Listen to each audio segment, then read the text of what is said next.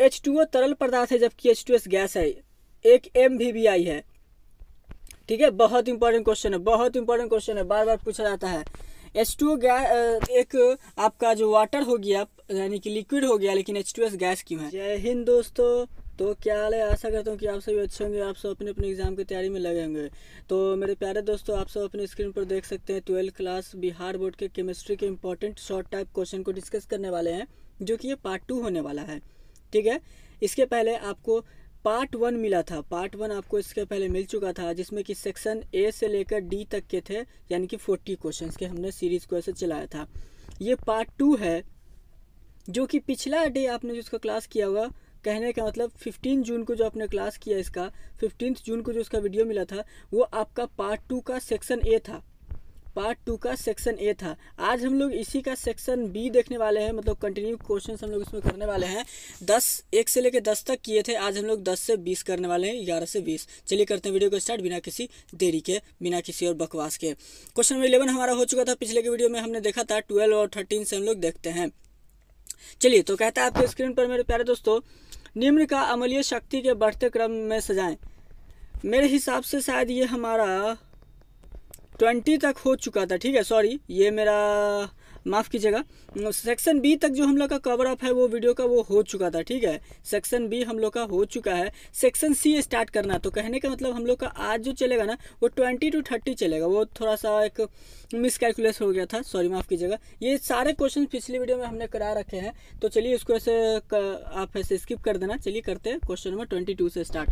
तो पहला क्वेश्चन जो आपके स्क्रीन पर है, कहता है निम्न कांति अवकरणों के लिए आवश्यक विद्युत के परिमाप की गणना करना भी है। तो क्या जरूरी है? पहला देखिए, जो आपका पहला क्वेश्चन है, इसमें आपको माप निकालना है क्या क्या। तो देखिए, 1 मोल का आपको जो दिया हुआ है, इसका जब आप सॉल्व करोगे, ये ज़्यादातर क्वेश्चन आपको इंग्लिश में रहेगा तो आपको ज़्यादा बेहतरीन समझ में आएगा, लेकिन जो अधिकतर जो स्टूडेंट है बिहार बोर्ड के, उनको हिंदी में ही क्वेश्चन मिलता है। इसके लिए मैं बायोलॉजी के क्वेश्चन और फिजिक्स के क्वेश्चन कोशिश करूँगा कि इंग्लिश में आपको प्रोवाइड करूँ, ठीक है।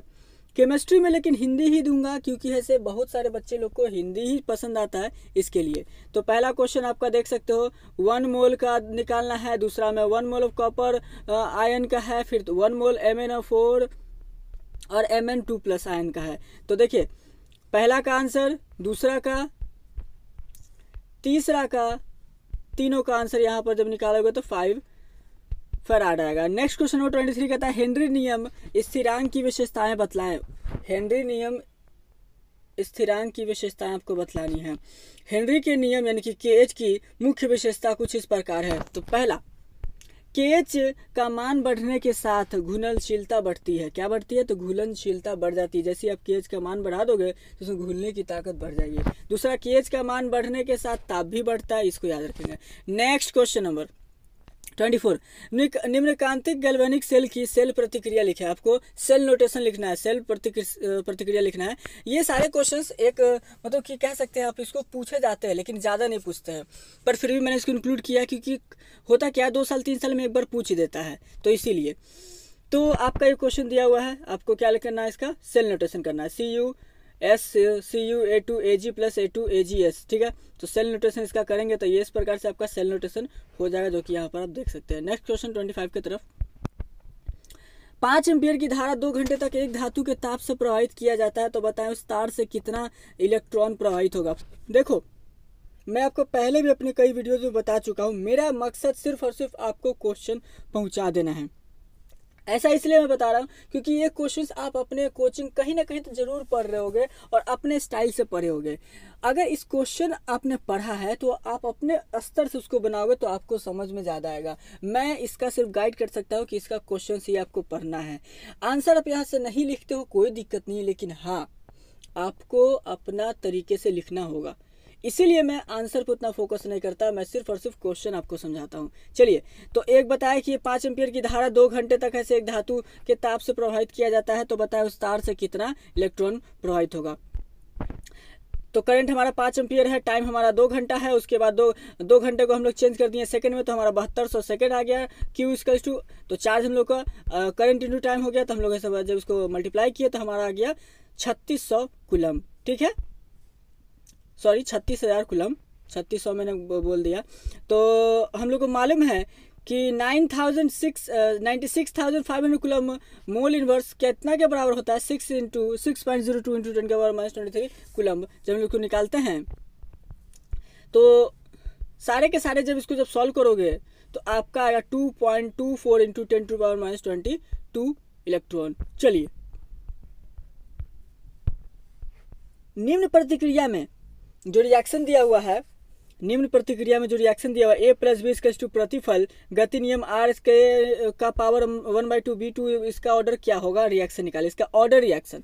ठीक है, तो ऑर्डर रिएक्शन यहाँ पर आपका देख सकते हो, ऑर्डर रिएक्शन। चलिए नेक्स्ट क्वेश्चन नंबर 26 की तरफ बढ़ते हैं। कहता है सेम चीज का भी निम्न का प्रतिफल, इसका भी आंसर आप देख सकते हो। यहाँ पर ऑर्डर रिएक्शन मैंने यहाँ पर लिख रखा, आप इसको देख लेना। चलिए क्वेश्चन में आते हैं हम लोग, अब देख लो एक बार अच्छे से। ऑर्डर रिएक्शन किसका ऑर्डर रिएक्शन है ये, तो ऑर्डर रिएक्शन है आपका R = K A का पावर 1/2 B2 का इसका ऑर्डर रिएक्शन। तो इसको आप ऐसे निकाल सकते हैं। चलिए क्वेश्चन आते हैं 27 की तरफ। कॉपर के अयस्क के कॉपर का निष्करण कैसे किया जाता है, सिर्फ प्रतिक्रिया लिखिए, बहुत इंपॉर्टेंट है ये, बहुत इंपॉर्टेंट क्वेश्चन है। कॉपर, एल्यूमिनियम, जिंक, ये जितना भी होगा उसके सारे के क्वेश्चन को आपको रट्टा जरूर मार लीजिएगा। तो कॉपर का हम लोग लिए CuSO4 को इलेक्ट्रोलाइसिस करेंगे तो हम लोग का ये बन जाएगा Cu + SO4 - जो कि आपका इलेक्ट्रॉन में टूट जाएगा। एनोड पे आपका Cu और कैथोड पे आपका देख लीजिए यहाँ पर जो आपको नीचे में दिया हुआ है Cu + 2E। ठीक है, चलिए आते हैं क्वेश्चन नंबर 28 की तरफ।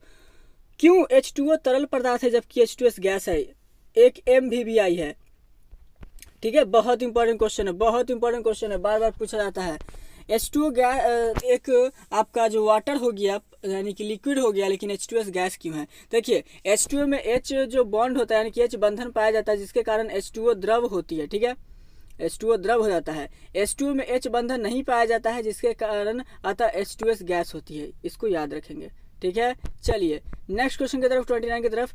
चीनी को सामान्य गंध कामल के साथ मिलाने पर चीनी काला हो जाता है, कारण बताइए। हम लोग मिलाएंगे गंध कामल के साथ तो काला क्यों हो जाता है, तो इसका आंसर है कि सांद्र गंध कमल चीनी में से जलवायु निकाल देता है, चीनी में से जलवायु निकाल देता है, जिससे चीनी का रंग काला हो जाता है, जो कि यहाँ पर आप इसका रिएक्शन देख सकते हो। चलिए आते हैं मेरे प्यारे दोस्तों क्वेश्चन नंबर 30 की तरफ। जल के तुलना में H2S अम्लीय होती है, क्यों। जल के तुलना में H2S अम्लीय होती है, जल जो होता है वाटर की तुलना में H2S एसिडिक होता है, क्यों। कहता है ऑक्सीजन अधिक विद्युत ऋणात्मक होती है, ऑक्सीजन जो है बहुत ज़्यादा ऐसे ऋणात्मक होती है, जबकि सल्फर अपेक्षाकृत कम विद्युत ऋणात्मक होता है। ठीक है, जिससे H2O की तुलना में H2S आसानी से H- आयन प्रदान करते हैं, अतः H2S की अम्लीय शक्ति H2S से ज़्यादा होती है, H2O से ज़्यादा होती है। ठीक है, यहाँ पर H2S है ना, यहाँ पे H2O कर लीजिएगा। चलिए नेक्स्ट क्वेश्चन आते हैं 31। SO3 का डाइपोल मोमेंट क्या है। SO3 का डाइपोल मोमेंट, तो SO3 का डाइपोल मोमेंट 0 होता है, μ = 0। ठीक है,